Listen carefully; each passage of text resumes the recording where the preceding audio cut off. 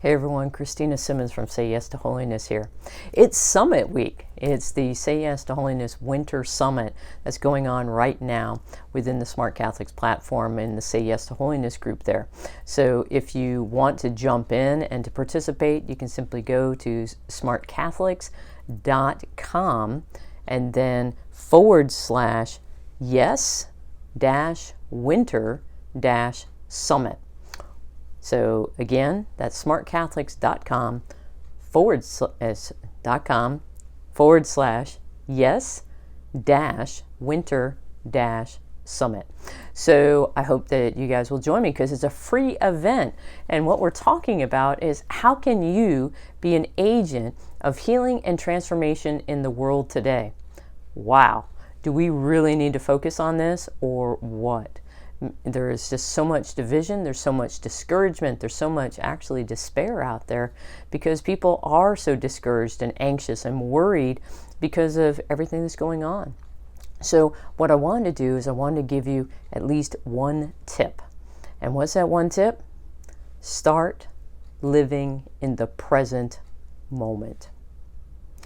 Now you might be going, Christina, yeah, duh, live in the present moment. We live in the present moment. Well, I want you to be very intentional about that. And there's a couple of reasons for that. One is the fact that our God is a God of the present. God isn't in the future. God isn't in the past because God is eternal. So God is always in the present. Now, was God present in the past? Absolutely. Will he be present in the future? Yes, but it'll be the present then. Yeah, I like sharing that because you just kind of go, wow, mind-blowing kind of thing. But the fact is that we need to live in the present moment. So how can we do that?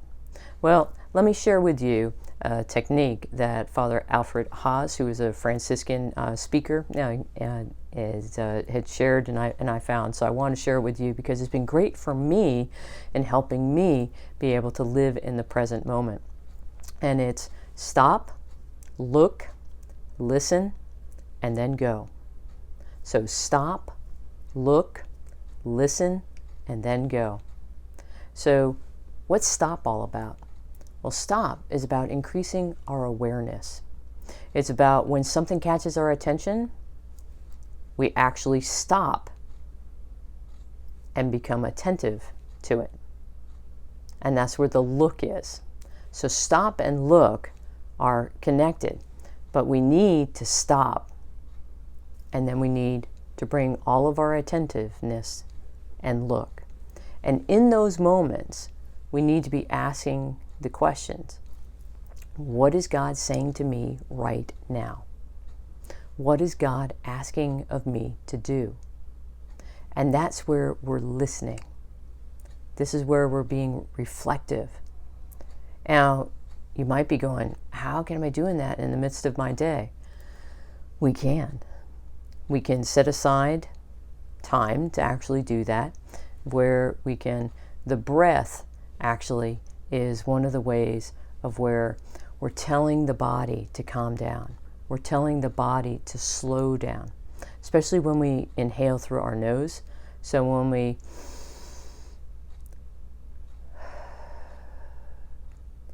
now more at peace. We're telling our body, calm down, slow down.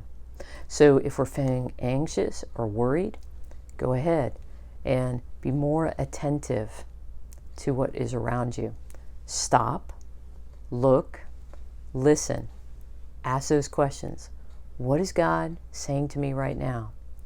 And what is God asking me to do? And that's that final go. This is our response to what it is that we have just encountered.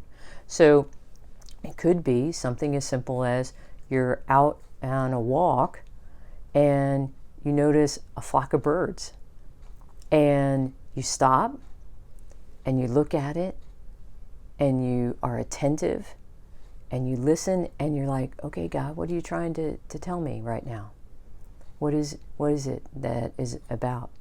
So I had this experience, in fact, this morning as I was out on a walk, and I saw a flock of birds, and they're all in this small tree, And then they all kind of like, all these birds were gathering.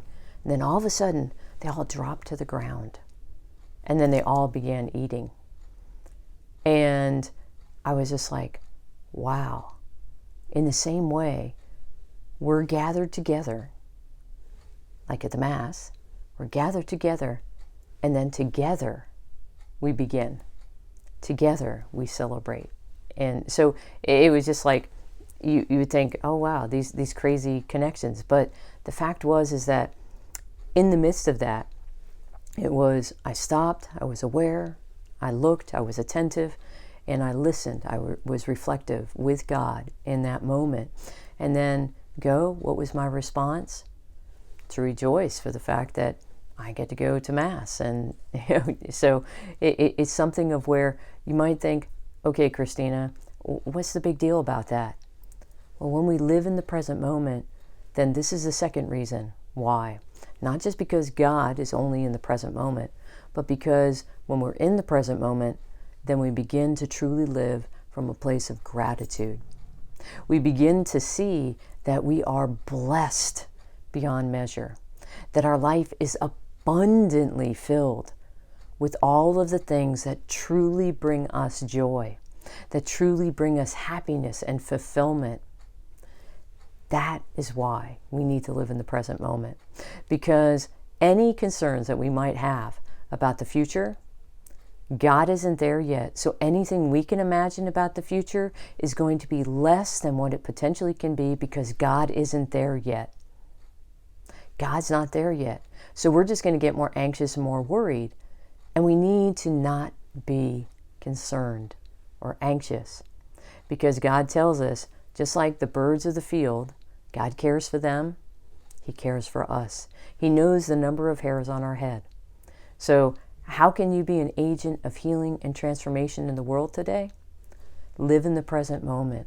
Allow that to transform you, and allow that peace, that joy, that happiness, that fulfillment that you find by living in that place of gratitude, extend out to others, because others will notice when you aren't getting upset and anxious. They too will be able to live in that present moment. They too will be able to see that our life is an abundant one. Our life is one that, although there might be challenges, there always is pain, there's always challenges, God is always providing for us. So I hope that this little tip has helped you today, and I hope that you'll also join me over at the Say Yes to Holiness Winter Summit. So again, that website where you can go to sign up is smartcatholics.com/yes-winter-summit. So I hope to see you there. Have a blessed day.